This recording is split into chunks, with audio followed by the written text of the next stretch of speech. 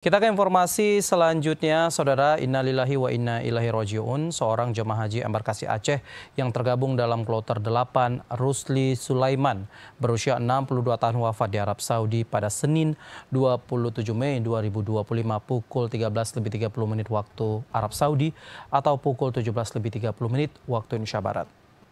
Seorang calon jemaah haji asal Kabupaten Pidi yang tergabung dalam kelompok terbang kloter 8 atas nama Rusli Sulaiman yang berusia 62 tahun meninggal dunia di Arab Saudi pada Senin tanggal 27 Mei 2025 pukul 13.30 waktu Arab Saudi.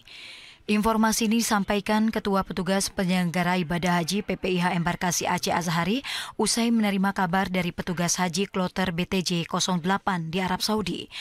Azhari menjelaskan berdasarkan sertifikat kematian, almarhum berdomisili di Kampung Dayah Blang, Simpang 3, didiagnosa mengalami syok kardiogonik karena penyakit jantung iskemik kronis.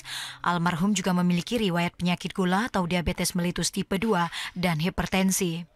Takdir Allah, salah satu jamaah asal Pidi, Rusli bin Sulaiman, meninggal dunia setelah tiba di Mekah dan telah dilakukan fardu kifayah. Beliau ada riwayat sakit diabetes. Mungkin karena sampai ke sana, karena dari sini langsung kita arahkan semua jamaah sudah memakai ihram.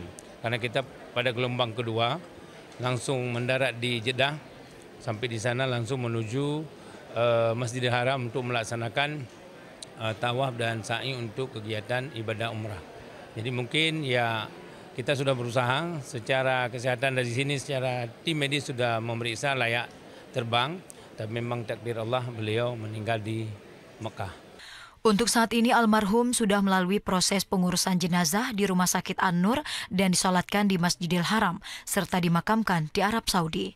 Tim Liputan TVRI Aceh melaporkan. Labbaik Allahumma labbaik, labbaik la syarika laka labbaik. Innal hamda wan ni'mata laka wal mulk la syarika lak.